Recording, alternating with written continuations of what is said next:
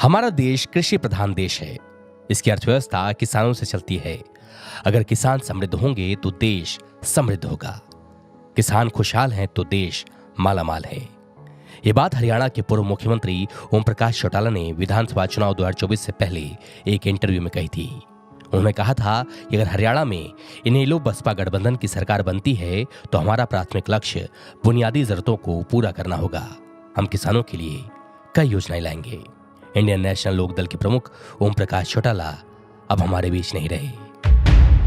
उनका 89 साल की उम्र में निधन हो गया। वे 4 बार हरियाणा के सीएम रहे। उनकी लंबे राजनीतिक करियर में कई ऐसे भी मुकाम आए जो यादगार बन गए। ऐसे ही कुछ रोचक किस्सों से हम आपको रूबरू करवा रहे हैं। इकोनॉमिक क्लास में सफर करना था पसंद।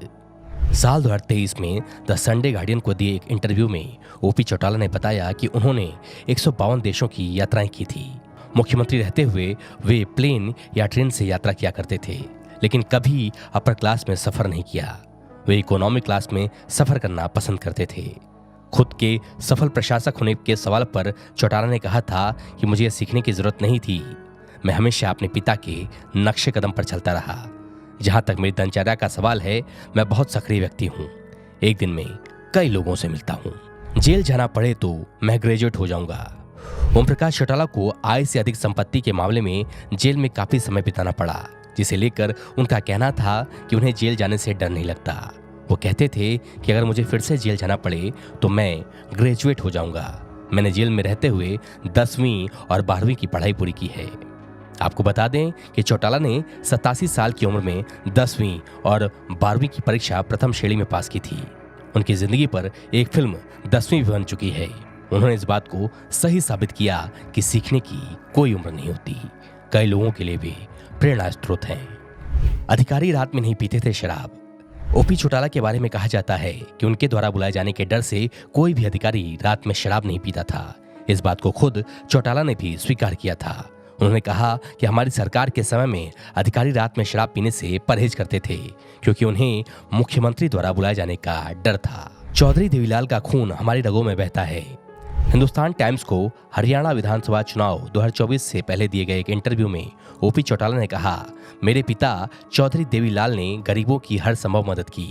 उनका खून हमारी रगों में बहता है। जब मैं देशवासियों की दुर्दशा देखता हूँ तो मुझे बहुत दुख होता है। इसलिए मैं अपने शरीर की परवाह किए बिना लोगों की मदद करता हूँ। आखिरी इच्छा रह गई अधूरी। इंटरव्यू के दौरान चौटाला ने दावा किया था कि अगली सरकार इनेलो की बनने जा रही है। हालांकि उनकी यह इच्छा अधूरी रह गई। बीजेपी ने फिर से सरकार बना ली। इनेलो चीफ ने पीएम मोदी को लेकर कहा कि मोदी अपने गुणों के कारण सफल नहीं हुए, बल्कि अन्य राजनीतिक दलों की कमियों के कारण वे सफल हुए हैं। दुष्कर्म पीड़िता को एफआईआर दर्ज कराने के लिए उतारने पड़ते थे कपड़े।